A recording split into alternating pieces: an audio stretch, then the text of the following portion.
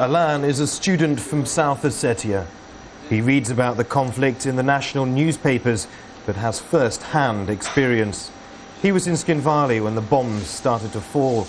Instead of leaving, he joined the separatists. I saw with my own eyes a car on fire with the family inside, mother, father and their child. The mother was able to get out before the tank fired at it. The father and the child were burnt alive in the car. It's hard to explain with words what was happening to them. The war ravaged both Ossetian and Georgian communities. Homes turned to rubble. But in the early days of the fighting, South Ossetian officials insisted up to 2,000 people had been killed, a figure the Russian government said justified a full-scale offensive. But independent sources discredit the figures.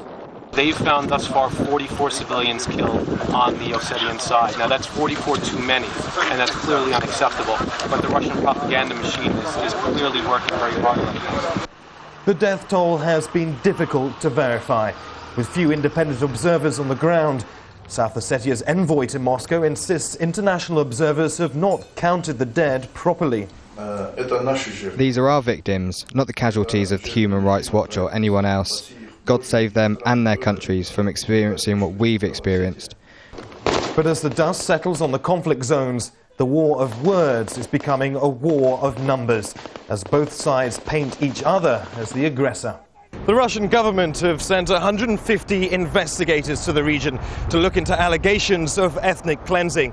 This as Tbilisi calls for international observers to examine the damage caused by Russian troops. And as both sides mount evidence against each other, civilians on the ground are still counting the cost of their own private tragedies. Neave, Al Jazeera, Moscow.